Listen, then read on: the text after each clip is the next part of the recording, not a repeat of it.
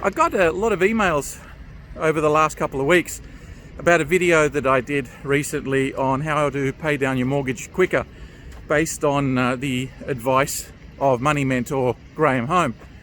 And some of the more pertinent comments related to people who didn't have a mortgage, who were at rock bottom in every sense of the word, and they wanted some advice pre-mortgage on how to get themselves into a position where they could afford one.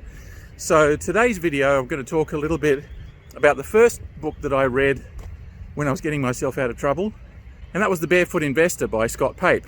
So if you're ready, let's get into it.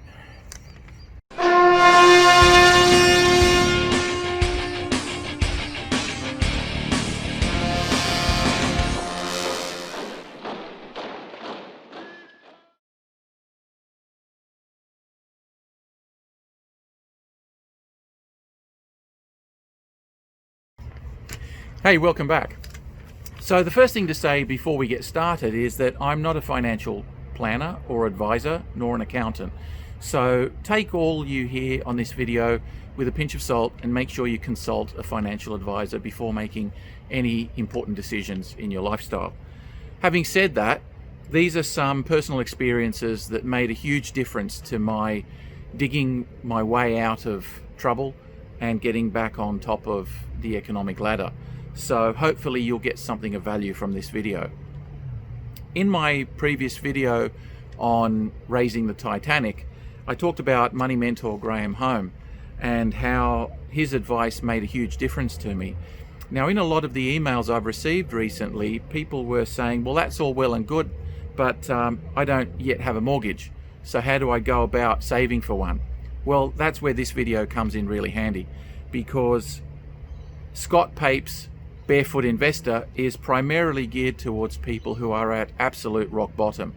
Scott Pape is one of the foremost money mentors in Australia.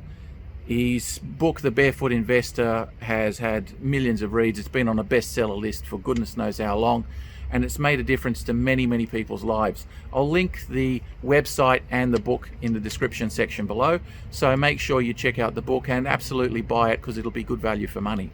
So having said that, let's dive in.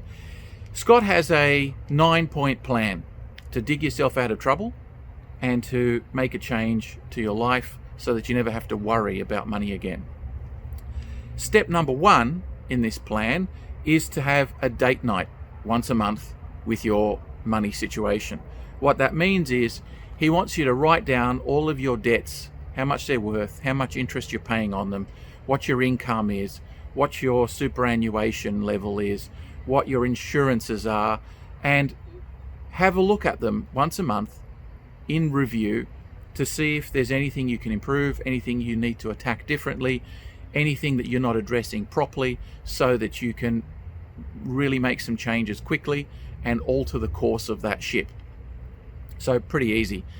Make it a comfortable, convenient experience. He talks about sitting down, having dinner, having a glass of wine, so that it's not a negative experience. The idea of sitting down with reams of paper, trying to sort out your economic situation, can seem both daunting as well as unpleasant. But if you develop the habit of regularly looking into your situation, you're not going to fall behind to the point where you're scrambling to make sense of your money. So that's why the idea of a date night once a month with your financial situation is something that you really need to do to get started in improving your situation. Step number 2. This is the foundation for everything that he talks about. And basically, unlike Graham Home, who, if you recall, I said dealt mostly with smashing down your mortgage, what the Barefoot Investor suggests is that you set up a number of bank accounts, each of which is dedicated to a specific purpose. So the bank accounts that we're going to talk about are divided into 3 basic categories according to Scott Pape. The first one is what you might call a blow account, and this is the account that your pay goes into. And from here, you're going to pay out all of those necessary expenses that you need in your day-to-day living. Everything from food to accommodation expenses, rent, insurances, transport. If you've been divorced, It'll also include your spousal maintenance money, child support money, school fees, all of those things that are unavoidable expenses that you need to pay day to day or month to month. The next account is also an expense account, but it's part of your personal gratification account. And so this account will be called your splurge account. And this is an account that you're going to put some money into that will involve going out to dinners, your social life, parties, buying small bits of clothing, shoes, things that give you a little bit of personal satisfaction. So it's the one that you dip into when you're in the shops and you want to buy yourself, a coffee or something along those lines. And the third account that you're going to use, again, is a personal gratification account, but it's a delayed gratification account. So it's one that you're only going to dip into maybe once a year or once every 2 or 3 years. And it's for things like a holiday, or if you're planning a wedding or something along those lines. Things that are a little bit more involved and maybe a little bit more expensive. Ones that will require a little bit more patience than, say, going out to dinner or going to a party. So how do you apportion the money that you put into those? 60% of your income will be going into the blow account. 10% of your income will be going into the splurge account, and 10% of your income into the smile account. You got that? Good. The next 2 accounts that Scott wants you to open are much more long-term savings plans. So the first one is going to be the fire extinguisher account. And the primary role of this account is to accumulate some money that's going to be used directly in paying down your debts. Into this account, you're going to put 20% of your income. And that 20% can either accumulate and you pay monthly installments, or you can pay off as it goes in. So the idea here is that that's dedicated to paying down debts. The final account that Scott wants you to open is called a mojo account. Now, mojo is the feeling of well-being, strength, power, virility. And the idea behind this account is that it's a savings account that you're not going to dip into unless you're using it for an asset purchase, for example, your mortgage. Scott's idea here is for people who have absolutely no deposit, that you slowly accumulate money into this mojo account that can be used as a deposit for your first home. Alternatively, it can be used as a buffer in case things get really, really bad. And what he means by that is, if you've got a couple of $1,000s locked away into this high interest bearing mojo account, which is created in a separate bank to the one that you've got all these other accounts in, it's one that's not likely to be touched very easily, and it needs to be one that's earning you a degree of interest. So the difference between your mojo account and the others are that you're not supposed to be spending this money unless some kind of unbelievable crisis occurs, like a death or a hospitalization, or you lose your job or something like that. If you lost your job and you had 2 or 3 months worth of living expenses saved up, it would make life a lot more comfortable and a lot less stressful. Am I right? So that's why this account is considered so useful. It's not meant to be an expense account that you dip into willy-nilly.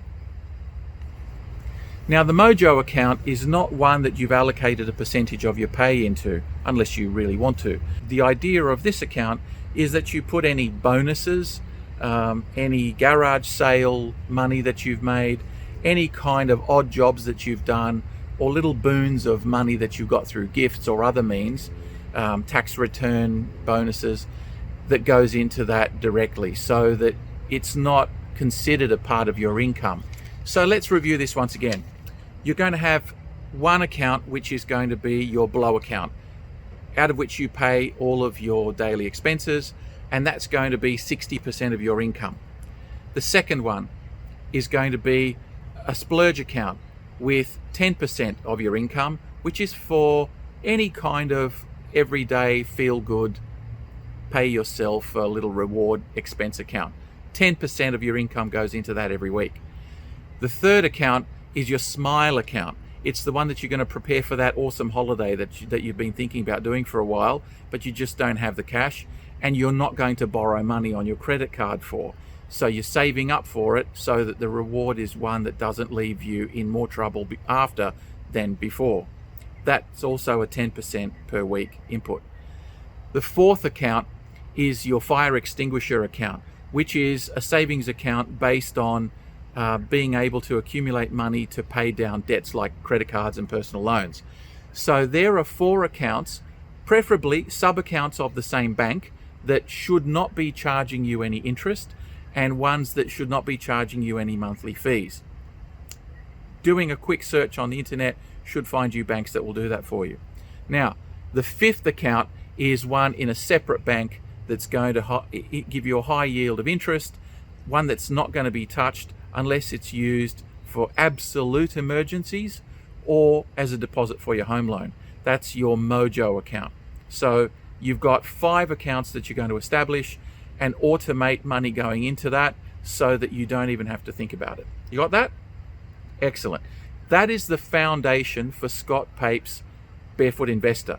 Once you've got that automated and you've got money being put into each of those accounts without you having to do it manually, then we can move on to step 3. So step 3 is what he calls domino your debts. And by that he means putting down on paper all of the debts that you owe. Credit cards, personal loans, other types of loans, private loans that you have, and put them down on paper from the least to the most expensive, and write down the interest rates and the repayments that you normally have of that. Now, the idea here is, firstly, to try and negotiate with whoever is the provider of that loan a cheaper rate so that you can pay down with less interest. And the second phase of that is to take the smallest and smash it so that you're not paying off one big loan as much as possible, but breaking down these loans into the smallest amount, knocking them off, because every loan that you knock off makes you feel a little bit better about yourself. In Scott Pape's world, your project is as much about self-esteem as it is about the practicalities of paying down your loan, because what he wants is for you to feel good, and as you feel good, your confidence goes up and your momentum starts to build. So paying down your smallest debts first makes you feel like you're really making some headway. And the way you're going to be paying off those debts is to use your fire extinguisher account.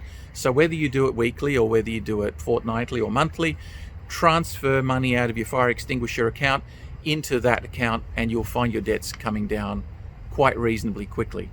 It's important to say that in this book, as in Graham Holmes' book, The Money Mentor, the first thing you need to do is shred your credit cards. Shred them. Stop using them, because you're only going to keep digging yourself into further debt. The most important thing to do is understand that to claw your way out of trouble, you need to stop incurring more debt. So the first thing you need to do is shred those credit cards.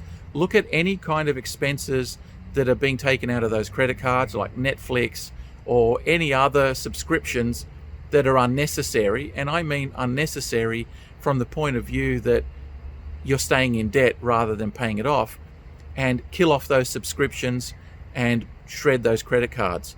The time may come for you to review this, but until you are at least at a zero-sum balance, you need to kill off your credit cards. Okay, so you've been doing this now for some time, and Scott Pape reckons that most people can accumulate enough for a deposit for a home within 20 months. That may be a little bit more, maybe a bit less, depending on circumstances and where you live. But certainly within a couple of years, it's entirely possible to save up for a home loan. Now, I'm not saying an apartment in the center of the city where mortgages are incredibly burdensome, but you need to live within your means. So getting on top of the property ladder is the most important thing you can do. Whether you're buying a small apartment way out in the suburbs, or whether you're buying a home in a place that requires you to commute, you of course have to do your research and due diligence, but make sure that you buy a property that's going to get you on the ladder, not one that you think is going to be your forever home. Forget the notion of your forever home right now and focus on getting onto the property ladder, because once you've got your first asset, it makes it much, much easier within the next 5 to 10 years to get your second one. So that's a really important consideration. The account that you're going to use for this is primarily your Mojo account, and also your fire extinguisher if you've already accumulated some there by reducing debt. So what this does is it also shows to the bank when you approach them for lending that you've saved up enough money in your Mojo account to be able to service a loan. And the idea here is, generally speaking, you shouldn't be paying more than 30% of your gross income on a mortgage. If the loan that you're approaching for a home is in excess of that, then you really need to come to the understanding that this mortgage is beyond you and you need to aim a little bit lower, a little bit cheaper. It's better to buy something cheaper and not drown in debt than to really push yourself to stress levels that are going to cause you more grief in the long run. Step number 5 in the Barefoot Investor is to review your superannuation. And different countries have different names for that, but it's basically your own personal pension plan. And the idea that Scott Pape primarily talks about is review your superannuation in terms of its yield, but also in terms of the fees that you pay.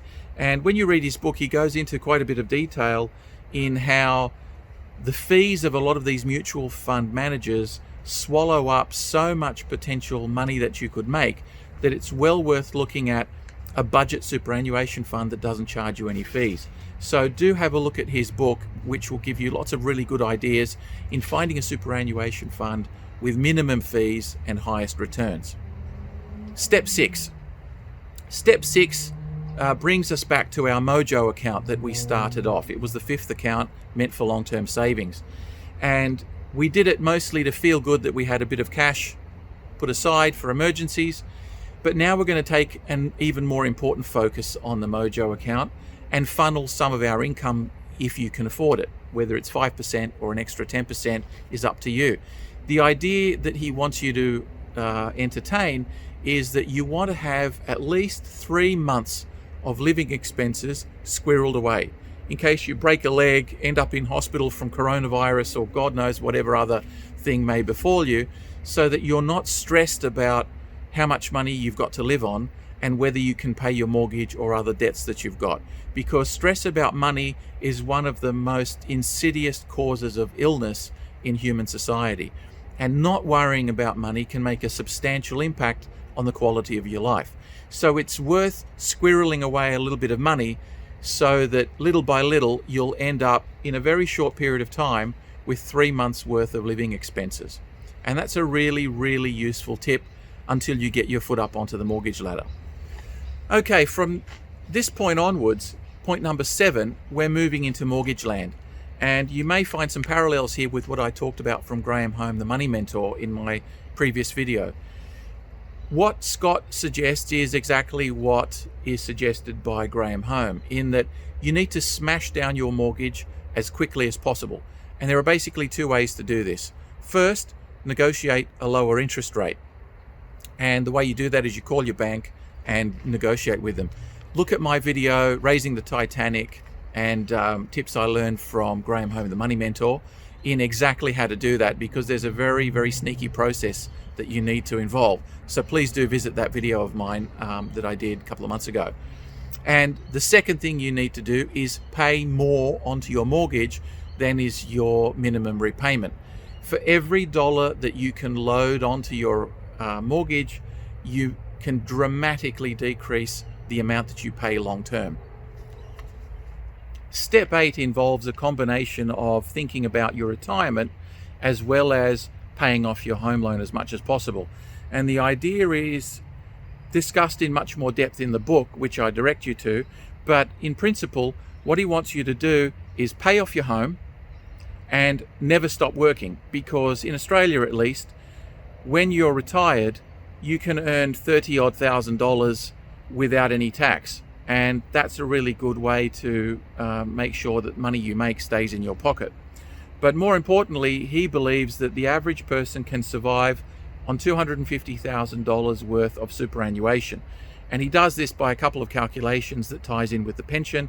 So this may well be out of date within a year or two of me producing this video. So do buy the book and look at how you can use both your superannuation as well as your mortgage to set yourself up for a much more comfortable retirement.